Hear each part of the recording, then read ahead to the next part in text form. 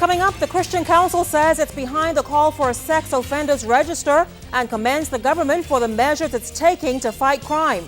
The government getting support from an unlikely source, pawn and scrap metal dealers. The story on One Station tonight. Marco Archer's family overwhelmed and grateful for the support from the public. Tonight, they talk about the plan by Parliament to conduct an inquiry into the police investigation. And great news tonight. For the first time in years, the price of a gallon of gas is under $5. We tell you which station that is. It's all straight ahead. Friday, October 7th on the Bahamas Tonight, starting right now. Covering the islands of the Bahamas, ZNS Network presents The Bahamas Tonight. Great Friday to all of you. I'm Shanique Miller. This is the Bahamas Tonight National Report. The Bahamas Christian Council commending the government for what it terms answering the cries of the Bahamian people on the vexing issue of crime. The commendation came during a news conference this morning at New Covenant Baptist Church. President of the Christian Council, Dr. Ranford Patterson, made special mention of young Marco Archer, the 11-year-old who was reported kidnapped and murdered. We are anxious to see the implementation of all those things raised, and we shall monitor them to ensure that they are, of course, implemented.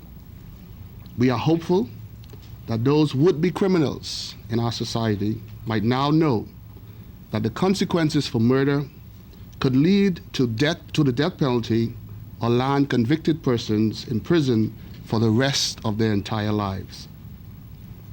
We call on all persons prone to angry confrontation, robbery, jealousy, rage, gun-toting, to know that the laws are stiffer and carry more weight than before, and therefore should reconsider seriously any thought to commit acts of thievery, bodily harm, or murder, as they will face the full brunt of the law.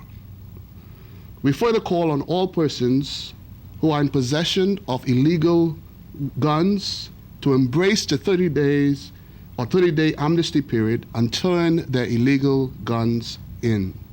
Well, still on the Christian Council tonight, council members also praising the call for a national volunteerism program. They say it could not have come at a better time, and they're encouraging the public to get involved. More than that, they want protection for the nation's children. The council wants the whistle to be blown on sex offenders and stands in support of a sex offenders registry. We get the story from Carla Palmer. The Bahamas Christian Council is standing firm in its public pronouncement in support of a national sex offenders registry. President of the council, Reverend Dr. Ranford Patterson, along with Vice President Reverend Victor Cooper, say the benefits could only be positive to the country's development. I think it's important that persons in our community know who sex offenders are. I think they'll be more conscious as it relates to protecting their children in various communities if they are aware of who is in their communities. I think it's fair to say that we don't support the vigilante justice. Yes. I think if people are known to be sex offenders, people in the community would be more apt to keep eyes on persons who may be prone to such activity. I think the policemen themselves will know target areas or persons whom they can approach in such a case. It is the intention of the government to have members of the public make the ultimate decision in the form of a referendum. Good news to Administrator of the Christian Council, Bishop Simeon Hall, who adds that people ought to be careful in misplacing sympathy. Every time that we talk about the publishing of a national sex offenders list, people seem to sympathize with the perpetrator rather than the little boy and the little boys. I think that's the risk we take. I think persons who are prone to that kind of activity might seek the church's help for guidance and counseling and to remediate that kind of activity. Sometimes I hear persons all the time talking about it. Is it too late, or this is the last hour? It doesn't matter which government becomes the government going forward in the next election. I think as the process has begun, and I think it ought to continue. But the slow measures that it takes to enforce those, I think, create some of the havoc that we are experiencing in our country. And so what we want to see happening is the enforcement and, I dare say, the swift enforcement of these laws, so that would-be criminals would know that the government and the people of this country are serious about what happens to our children, and then not only what happens to our children, but what happens to all of us as a people. Carla Palmer, ZNS News. Another group commending the government for the steps it's taking to bring regulation. Their industry has been blamed for creating a crime trend in the country, one that's affected all sectors of society. Small businesses and major corporations like ZNS and BEC have also been the target of thieves as they sought to cash in on scrap metal like copper and gold items. And despite the government placing a moratorium on exporting these goods, this type of crime continues to be a problem. Well, 2 days ago, legislation was tabled in the House of Assembly to regulate this industry. Today, Janea Noel spoke with a legal pawn shop operator who supports the proposed legislation. Now, legal pawn shop operators are welcoming the idea by the government to regulate the industry, as the increase in crime has given them a bad name. As long as it's enforced and everybody has to abide by these regulations that they're putting in place, I do feel that the crime will at least lower. Darren Doty of Nassau Pawn says from they started business 2 years ago, they put in place safety measures to ensure that they are not bombarded by criminals looking to make a quick buck. Because of the precautions that we take, it's been getting less and less.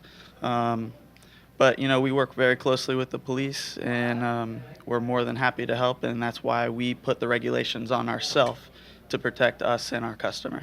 He added that, unlike other operators, they run a tight ship. The procedures that we've been taking with scanning IDs, electronically fingerprinting, taking a picture of the items, serial numbers, we got you on camera in here, signed paperwork, I know where you live, I got your phone number, I got everything. So if a police officer comes in here, if there's something in question, all I have to do is press a button and say, go get them. Our news team also visited several scrap metal sites. Truckloads of metal were being brought in, and although operators declined to speak with us on camera, they noted that since the ban, they have seen a decline in business. They say some even assisted police with investigations after thieves tried to cash in on would-be stolen items. Kivor Daxon of the Nassau Pawn Shop says even though some might view the industry as a bad one, they have been able to help many persons financially. A lot of Bayman people coming in out looking for money, that quick money to get to deal with bills and electricity bills and rent, and sometimes you just can't, you don't have it. Or you can't just run straight to the bank and say, let me borrow $1,500. You might get up a piece of jewelry that's value more than $1,500. That's where we come in. All you have to do is have a government ID and ownership of your item, and you could borrow that money to help yourself. The Pawnbrokers and Second-Hand Dealers Bill, which was tabled by Prime Minister Hewitt Ingram on Wednesday, calls for dealers to verify the age of their customers, retain records, and hold and report stolen items, among other concessions. Janea Noel, ZNS News. Meantime, police have filed charges against a second man in connection with the murder of Haitian national Elias Tillis. 45-year-old Mount Pleasant Village resident Anthony Clark was arraigned before Chief Magistrate Roger Gomez today for allegedly causing Tillis's death. The Haitian national was found dead, shot to death, at the entrance of Love Beach on September 16th. Clark was not called on to enter a plea. A voluntary bill of indictment will be held. A 22-year-old man of Gambia Village was arraigned earlier in connection with Tillis's death. The case has been adjourned to December 8th. On the subject of murder, the family of the 104th murder victim, Marco Archer, are grateful for the overwhelming support they've received from the public, those they know and the countless others they don't. They say they're especially happy about the announcement from Parliament to conduct an inquiry into the police investigation, something they've been lobbying for since Marco's disappearance exactly 2 weeks ago. This morning, the 11-year-old sister, Tanisha Humes, said the family still can't help but be skeptical. Well, it was some relief, actually. It was all fine and dandy, and it's good to know that it's realized that it's definitely necessary But my question is to the leaders and everyone, who is going to be doing the investigation? Is the police going to be investigating the police? Our family is not confident that we're going to get justice. Our system needs to change. Do not use the same corrupt people, the same people that influence the same people to do an investigation on them. What is going to come out of it at the end of the day?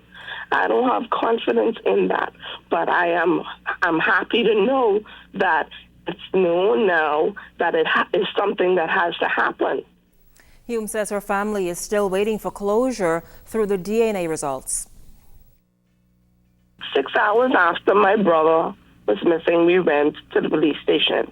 Now, the mass, I don't think that it everything clicked on then from then, but the mass fact that the police, that was through Quaker Street, the mass fact that they were so casual and laid back about it, it was upsetting to know that what they told my mom and myself was that come back 24 hours, come back 48 hours, 24 to 48 hours, that's when they would take a statement